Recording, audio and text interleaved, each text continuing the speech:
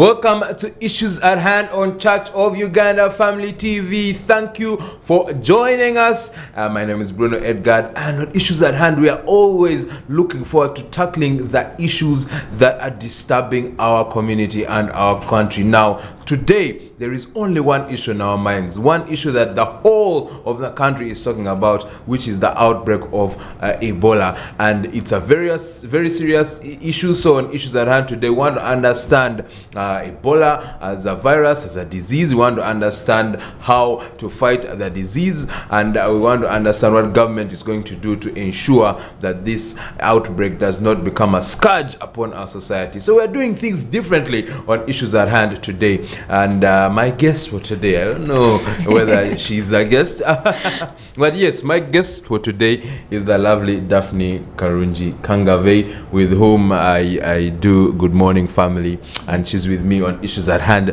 today. Thank you for coming for Issues at Hand. Thank you for having me. And you are here as an ambassador. Oh, yes. Should I just say ambassador of Najana Nkumi. But yes, so Ebola is I don't want to say it's back, because I don't want to pronounce disease upon our country, but of course not. Ebola is trying to make a comeback in this country. There have been recent times when Ebola has been a problem in this country, and we have sufficiently managed to fight Ebola as a virus in this country, and my hope and prayer is that the fight shall be the same, that the outcome of our fight against Ebola shall be the same this time around. Well, I am not so scared. I'll say I am not scared at all, because given the previous outbreaks and how we managed to maneuver through, but not only that, we're just coming back from COVID.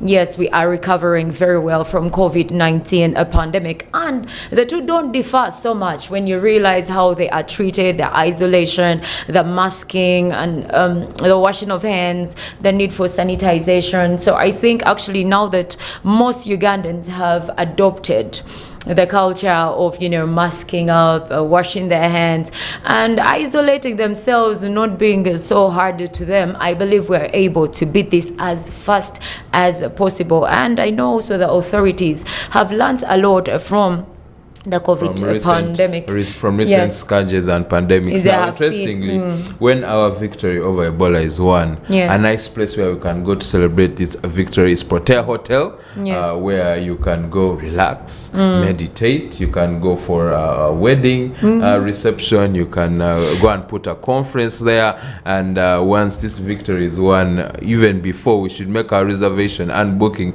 to ensure that once the Ministry of Health tells us that we have won the victory against Ebola, we go there and celebrate. We can go even right now, because we know where we're going. Make a reservation and booking. Of course, Issues at Hand is proudly brought to you by Protea Hotel in Tebe. So, Daphne, we are going to the thick of it, and it's important that as we tackle an issue, we understand the issue itself and understand the problem, so that we can find solutions to it. So today we want to understand what Ebola is and how to fight the Ebola virus. A single confirmed case of Ebola virus disease, previously called hemorrhagic fever, is, unlike other contagious, considered an outbreak because of the significant risk of its international spread and travel restrictions. This is according to the World Health Organization. Now, under the 2005 International Health Regulations, which refers to epidemics as events, United Nations member states are obliged to detect and report events that may constitute a potential public health emergency of international concern. So in this context, any disease that meets two or all four criteria of serious public health impact, unusual or unexpected occurrence, significant cross-border spread, and significant risk of international trade or travel restriction, as is the case with Ebola, is automatically pronounced an outbreak. Now, such declaration under World Health Organization rules triggers automatic involvement of the United Nations Health Watchdog to support the incident country with community engagement, disease detection, contact tracing, vaccination, case management, laboratory services, infection control, logistics and training, and assistance with safe and dignified burial practices.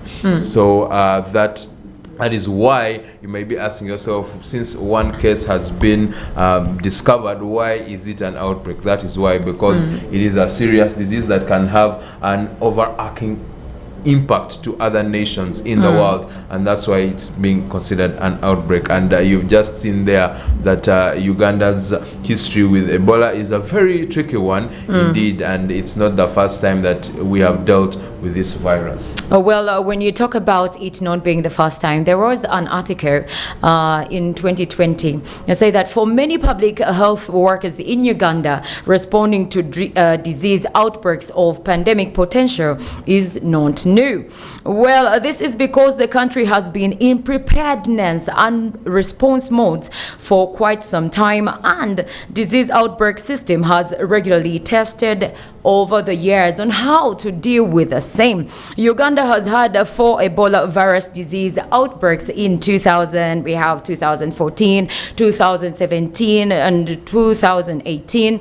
And the biggest and the most deadly was in 2000. Well, we registered about 425 cases with 224 deaths. In between, the country has also had outbreaks of Marburg, and then there was the hemorrhagic fever as well in Congo, yellow fever, Rift Valley fever. We had avian influenza, measles, among others. Well, these outbreaks have not only tested and strengthened the country's preparedness and response system, but also given health workers enormous experience and steered their nerves to deal with deadly outbreaks. So yes, Uganda is well prepared because it's not the first time, and we have been known to have expertise on the same. That is why there is no cause for us to panic as Uganda. Yeah, and the Ministry of Health said we should not panic. But yes, according to that diagram right there, if you look at, you've seen the diagram that has been posted about some of the recent cases. There's 2000, 2007, 2008. Yes, that's it. So if you look at the path, look at the story. So in 2000, 2001, infected was 425, and the deaths were 224. But the number of infected and the deaths kept increasing. The last one was 2019, which had 6 infected and 1 death in Kasese. So we are praying that that may be the case, that there are no more deaths as far as this Ebola outbreak is concerned, and it can be contained before it spreads to other areas. When you look at that chart, actually, it shows you that Uganda is really getting on top of this, and that's why I think we have been called expertized. You know, in this we are heavily expertized. That's what you should know, that we are reducing on the number of infections as well as the deaths. That means we are doing something, and for sure this one, since it has been detected early, I believe it shall be capped as soon as possible. Uganda has had a very unique opportunity to deal with several disease outbreaks. You know, every time you're hit by so many things, there is a way you are strengthened in a way. When you look at the COVID pandemic, the first time it came, everybody was scared. There was someone who said that we will be dropping as cockroaches, but no, we came out strong. And when it came again, you see few people were dying, few people were getting infected, and I believe that it's the same with this pandemic. It will be the same. Now, many of us are asking ourselves, where does Ebola come from? Well, when you look at how it starts, actually, it starts like a normal flu. It comes off with a flu, then later it becomes severe, then you have this sore throat, and before you know, you don't even have energy to move. So they are saying, since they present the same symptoms as any other kind of infection, maybe malaria or even an influenza, it's important that you boost your immunity. Like it was with COVID, boost your immunity, because survivors are there, but it's said that for you to survive it, it must be you having a stronger immunity system, because it affects the immune system and causes organ failure.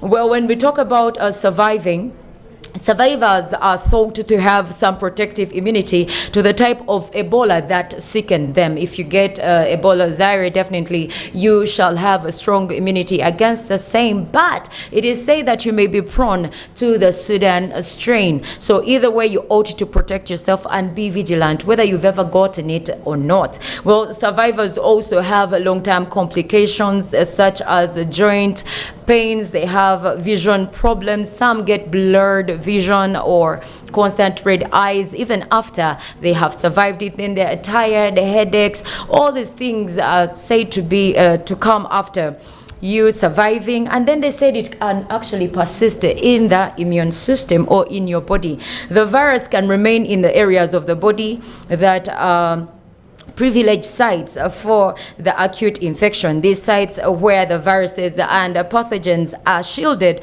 from the survivor's immune system even after being cleared elsewhere in the body. Well, these areas include tests for men. We have the interior of the eyes, the placenta, and the central nervous system, most especially in the cerebrospinal fluid. Yes, you may survive it, you may heal from it, but then some bits hide in there. Not that they will affect you, but it hides in there and takes time to clear. Scientists have said it could even take months, even after you not being sick. Well, they say there isn't a cure as yet, so what they do is deal with the symptoms as they come. As they come. And the question we're asking ourselves is, how ready is the government and the Ministry of Health to tackle this issue? Now, the Permanent Secretary of the Ministry of Health came out to say that they have sent a team to Mubende and they are working around the clock to ensure that they prevent the virus from spreading to other parts of the country. But this comes in the midst of rising challenges, especially at border points in the nation. When it comes to, first of all, they are unsure about the source of this Ebola virus, where this Sudan strain came from, especially when it comes to this 24-year-old man who passed on Monday. So they are unsure about the source. But when it comes to how prepared we are, especially at border points, we might not be as prepared as we want to be. Mr. Brown Oneka, the Moru District Health Officer, said our staff are out there doing the screening and checks for any possible cases. We have briefed them and they are aware of the outbreak and they are on high alert. He, however, said frontline workers lacked PPEs and even detergents such as Jik to guarantee hygiene. We have gloves and some equipment to carry out tests, but Ebola will require a lot of PPEs if the spread gets serious. News of the outbreak could not come at a worse time, especially for the seven health workers, that's nurses, clinicians, and laboratory technologists at the Elegu border post, overwhelmed by ravages of repeat flooding. In Kasese district, which borders DR Congo, where there is a subsisting Ebola Zaire infection detection, especially district health educator Agnes Mbabu said the thermal scanner at Bwera border point, a key equipment for detecting unusual body temperatures of travelers, was damaged in a fire incident 6 months ago and is yet to be repaired or replaced. And this is what she had to say. The machine we are using to screen people is effective but hectic. One has to keep standing to screen people all the time, unlike in the past where they were using thermal scanners. Now, leaders have expressed concern that exhaustion could lead to loss of concentration, causing incorrect temperature readings or entries. Now, the Kanungu Resident District Commissioner, Mr. Ambrose Mwesije, who chairs the District Disaster Management Committee, under which a response to the outbreak of epidemics falls, said his team has been on alert for about a month following the resurgence of Ebola in the neighboring North Kivu province of DR Congo. But he has come out to say that logistical challenges, he said, continue to impair the response. We deployed health workers at the Ugandan border with the Democratic Republic of Congo at Ishaha and Kieshero to ensure that Congolese nationals crossing into Uganda are properly screened for Ebola and COVID-19. Now, in Bulisa, where trade with travel to Mubende, the district with the confirmed Ebola case is common, the district health officer, Dr. Alex Afeti, said they are awaiting guidance and logistical supplies from the Ministry of Health headquarters in Kampala, about 290 kilometers away. We have nothing on ground as per now. When we get what to use, we shall deploy our frontline workers, especially in one Seko landing site on Lake Albert. He added that they have placed all health workers in the district on high alert to report suspected cases. Now, when it comes to Oraba, Uganda border post with South Sudan on the West Nile side, an official health official from there said, concerning the Ebola outbreak in Wende district, we have received a message from the ministry to be strict in screening. So that's government's response. In some areas they have a bit of equipment, but in other areas they are lacking, and this spells trouble for our health system and for our citizens when it comes to this Ebola outbreak. When you talk about what is required actually in detecting the disease, there is also a requirement in how to deal with it. When you look at the worldwide pandemic that happened in 2013, we had a Quad aid come on board to help the countries that were affected because they needed a lot of money. Actually, it raised over 10.5 million euros. That is to buy protective clothing, support funerals, sensitization, and distribution of hygiene kits. There is need for protective gear. You see, like how they dress up, the medical officials that have to, and then also, that is very, very important. I don't know whether the government has thought about it. Has it distributed it as yet? Have those health facilities in Mubende gotten this gear? And then we also need the hygiene kits sent in that place as soon as possible, and even the neighboring areas, Mitiana and the like, and also support in funeral. We know that it's the officials that are supposed to be burying the people, not their loved ones, to avoid further infection. So I do not know if the government has planned and put all this in place, because the more people get affected, the more money that we're going to spend in trying to curb it and even to help and assist people in burying others, since it's going to be expensive having officials in every place. So I think it is something government has to step up, really. And then there is a debate in Parliament. Well, in Parliament, a state minister in charge of primary health care, that is Anifa Kawoya, appealed to Ugandans to avoid body contact. She said that you should not shake hands or hug as a way of avoiding the contagious disease. She went on to say that Ebola is a viral acute disease that can be fatal if left untreated. She said that Uganda is safe and that all nationals and international travelers are free to move outside or even within Uganda. That is something we need to talk about. Like earlier mentioned, Sudan strain. You know how they name these strains? Like we said, that usually it's from where they come from. So we have an issue of Sudan being one of the countries actually affected with Ebola, and on the other side we have DR Congo, which also has its own strain, and each has different ways of treatment. We don't have particular treatment, but the vaccines that works on this one can't work on the other one. We saw how Johnson & Johnson is trying to come up to see if they can come with a vaccine that should help with the Sudan strain, which is rare.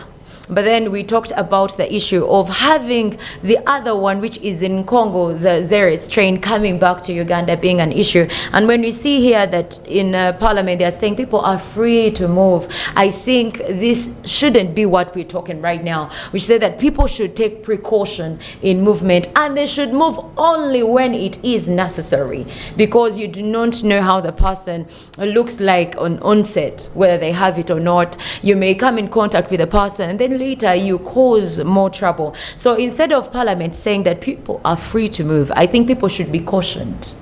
Prevention is better than cure, and precaution is the word, especially for us as citizens, that as the Ministry of Health is doing their part in fighting this virus, we also have a part to play. Yes. And it reminds me of the COVID-19 pandemic, where we were told to avoid, I don't know, maybe, hopefully we don't get to the point where we are put on lockdown again. No one wants to go through that. You reminded me of the president's comment of hide in your house until the wrath of God passes. I was like,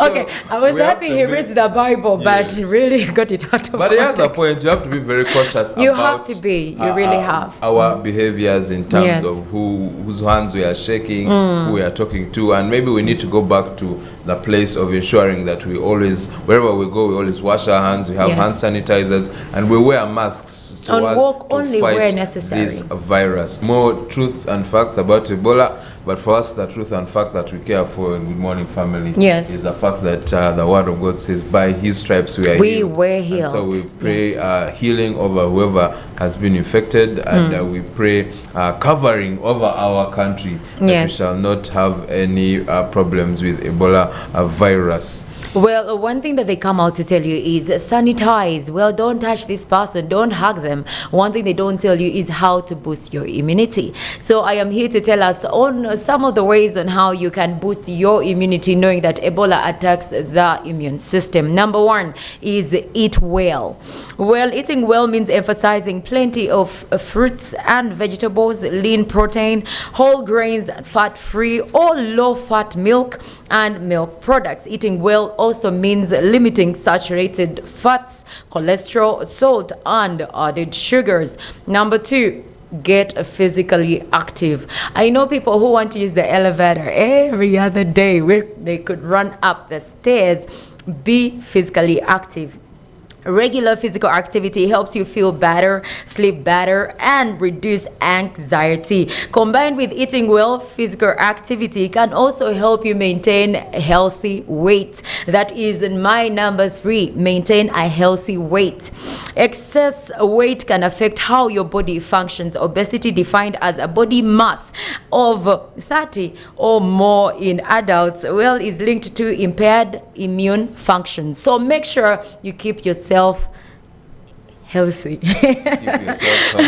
I don't want to use the word. Well, get enough sleep.